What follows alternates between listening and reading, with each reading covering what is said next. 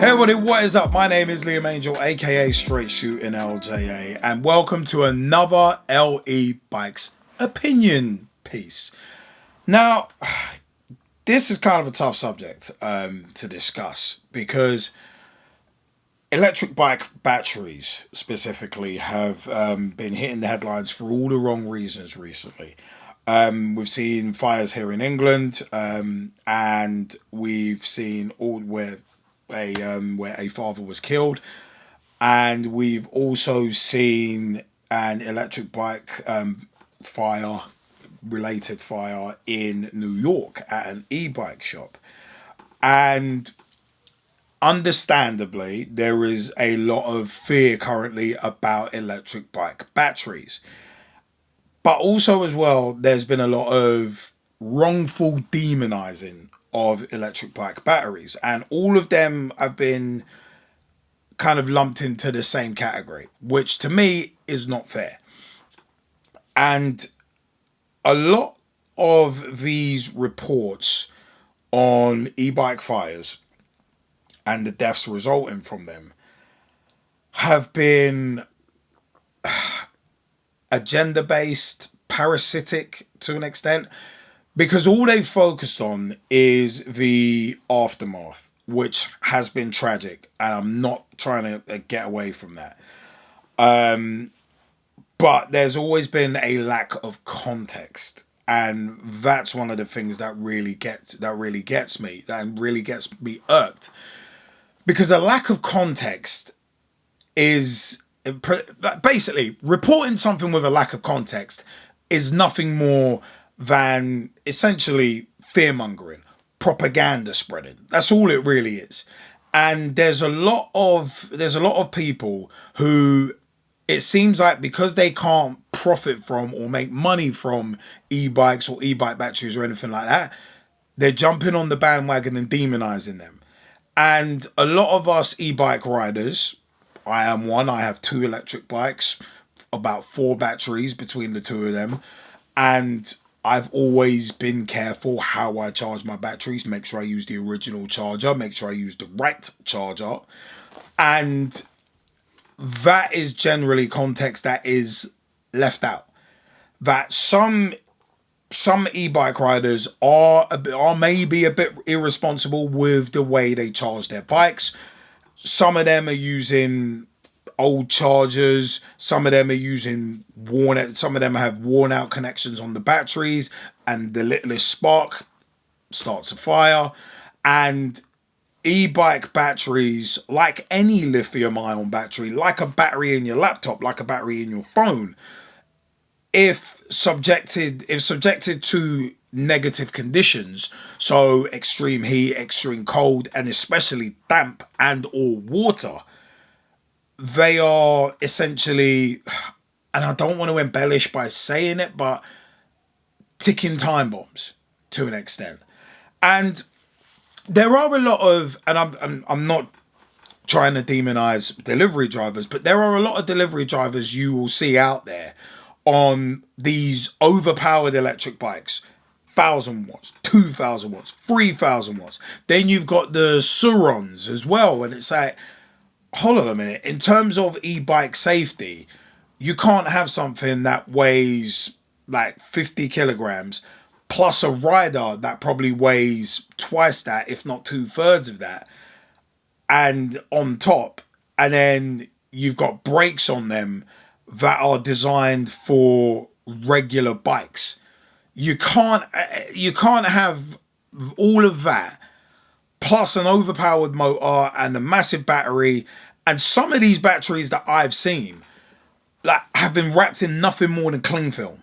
I have literally seen with my own eyes an electric bike cycling in the rain with nothing but cling film around it, holding it to the crossbar and the downtube. And I'm thinking, wow. It's like any drop of water in that, boom, gone. And it's like, I'm just thinking to myself, as a conscious decision, how can you ride a bike like that? Now, I understand that a lot of people do delivery jobs to make ends meet. Not criticizing that at all. But when you've got a bike like that, if I owned the building, I'd be like, that is not coming into my building because it looks unsafe. So then imagine that being left on a bike, charging, and say there's a damaged BMS because water has gotten into it. That's risking a fire. And a lot of these e-bike batteries that are catching fire, more often than not, will be cheap ones. Just like a lot of rear hub motors are on cheaper bikes. So if you're getting an electric bike for say 300-400 quid, you got to look at they're cutting corners somewhere to give you that good a price. Especially the fact that it's from China, so it has to be imported in. There's prices associated with that. There's no getting around that. And you're getting it for 300-400 quid, whether it be brand new or secondhand. You've really got to think to yourself, corners are being cut, and more often than not, it's safety that is being put at risk. And that's the corners being cut. So the BMS might not be correct for that battery. The charger might be susceptible to damage, or it might even be half damaged. And all of these factors come into, or should come into people's minds when buying an electric bike and when buying a replacement battery. If everywhere else is selling something for 400-500 quid, say a 48 volt 17 amp battery is going for 500 quid everywhere else, and there's one place selling it for 250-260 quid brand new, you do have to think something's rotten in Denmark. Like, something is not right here. Some corners are being cut. That battery can't possibly, for that price, be as good as a battery that's more expensive. It can't be. Then you've got to look into the warranty. You've got to look where it's coming from as well. And it's a case of, with a lot of these cheaper end e-bikes, yes, it's easy to find them and the proliferation of them is huge. But even those selling those bikes potentially don't know where they're coming from. And there's a danger too. Not having direct suppliers. Like, there will be a lot of people selling electric bikes who won't know their suppliers, who will have never had email contact, will have never had face-to-face or phone contact. None of those three things with their suppliers at any juncture. And it's like, that's not a good way of going about things. It really isn't. Because at the end of the day, that means that there is no accountability. And most people selling electric bikes who you can't look up on Company's House because there is no company there. How are you gonna catch them and maybe get compensation or hold them to account or get the name of their suppliers? How are you ever going to do that? So it's all about trusting reputable companies who A, know what they're doing, and B, know their suppliers and have a relationship with their suppliers, and a regular one. Because there have been a lot of times where I've spoken to people. I worked in an electric bike shop for about a year and a half. Spoke to a lot of people who came in and were like, oh yeah, I tried to get replacement parts, but either the supplier or the place they bought it from is like, well, they're not answering emails, or they've just disappeared, or they'll answer an email once every 3 to 4 months, or I've had to send it all the way back to China to get my stuff replaced. And it's like, no. And it's like 6 weeks later, you ain't heard anything from them. And it's like, no, it's not good. So you have to be wary as to where you're getting your electric bikes and equipment from. And also as well, you have to be wary of the design of them. You do have to an extent, even with the upper echelon batteries like the LG and Samsung cells, you do still have to be very careful how you charge your battery. You got to charge it in a nice room temperature. You can't be charging it in damp conditions. You can't be letting water get into the connections. It's things like that that can contribute to your battery degrading or even becoming a fire risk. It's like taking your battery off when charging it. Always advise that. We would always advise taking your battery off your bike to charge it. Making sure that you're not keeping your bike and or battery outside in sub-zero conditions or extreme heat. So during a heat wave, don't leave it in direct sunlight. Those kind of things. We're doing a series called E-Bikes Tips and Tricks. We'll be getting onto that stuff as we go along. We've been talking about security so far. And it's a case of like there are a lot of batteries that are fine and will never have an issue. But also you've also got to look at the age of your battery as well. How many cycles has it done in terms of how many charges? The average e-bike battery has 500 to 1,000 charges in it. So if you're going over that amount, then it might be time to replace your battery. Like some say every 2 to 3 years you should be replacing your battery, dependent on use. So everything has an expiry date. So that's something to be mindful of as well. So just like you check your brakes, just like you check your wheels, for instance, if they're quick release, you need to be that vigilant with your e-bike battery as well. So for me, there's a lot of fear mongering, and as said, most of it, there is no context. There is never any information on, what were the charging conditions? What conditions was the bike kept in? What conditions were the battery or batteries kept in? What's the state of the charger? How long had they had the charger for? Were they using a charger with the correct voltage? That is key. And that's something that a lot of people, I don't think, realize even now that e-bikes have been around for a few years. Make sure you've got the right charger. Not just, a 3-pin to 3-pin or XLR to XLR. It's one of them was you got to make sure it's the right voltage. Don't use a 54 volt charger on a 36 volt battery. No, there's too much current going through. You're potentially going to overload it, destroy the BMS battery management system, and destroy any sort of safety cutouts on it. So it is one of them ones. I said it is somewhat of a difficult conversation and a difficult subject to talk about because people have died from e-bike fires. And I said I'm not taking anything away from that, not in the least. But if you're going to talk and blame e-bike batteries for these fires, it's like you have to add the context and you have to add the questions. You have to ask the questions. How were they stored? How were they charged? How often were they used? Were they left out in less than ideal conditions? And also the bike, the connectors on the bike, what were they like? Was there rust? Was there condensation? Was there erosion on the connectors? All of these things factor in to potentially sparking an e-bike fire. Was the battery left overnight unsupervised?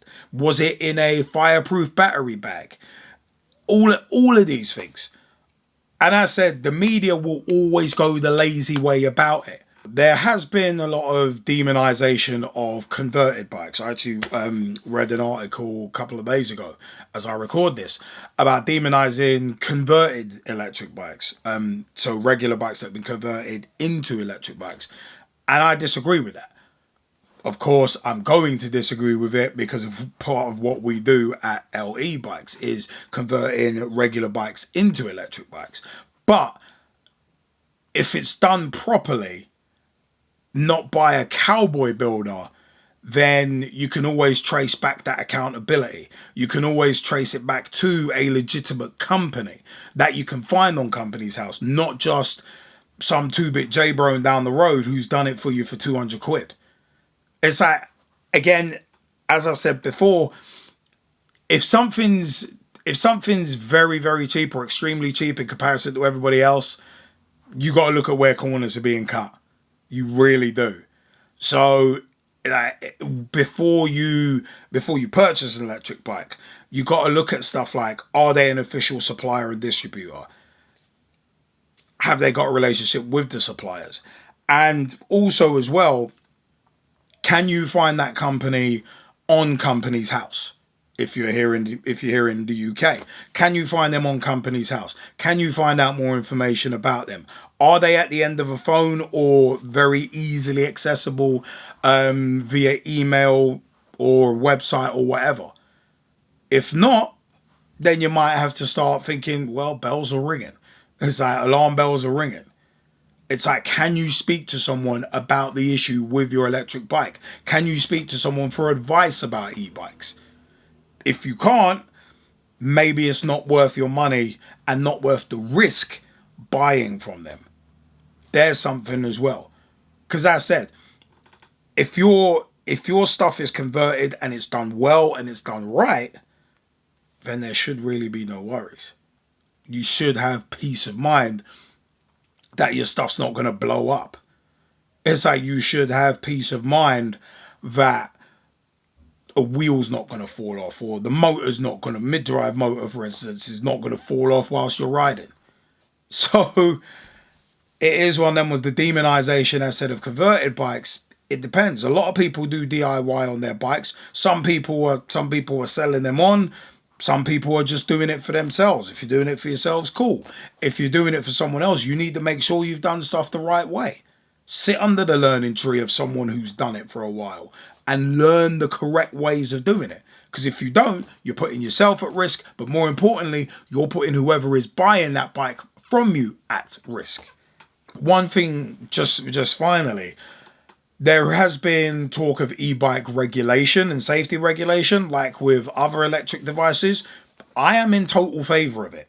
Total favor of regulating it. Because if you regulate e-bikes and e-bike batteries in terms of the electrical side and the components used, and making sure that safety standards have to be adhered to, strict European and British safety standards, then you lessen the chance of cheap batteries slipping through the net. Cheap crap batteries, it must be said, slipping through the net. So I'm in favor of regulation. Now, you may see prices of batteries jump up a bit, but it's worth it for that peace of mind and for that safety.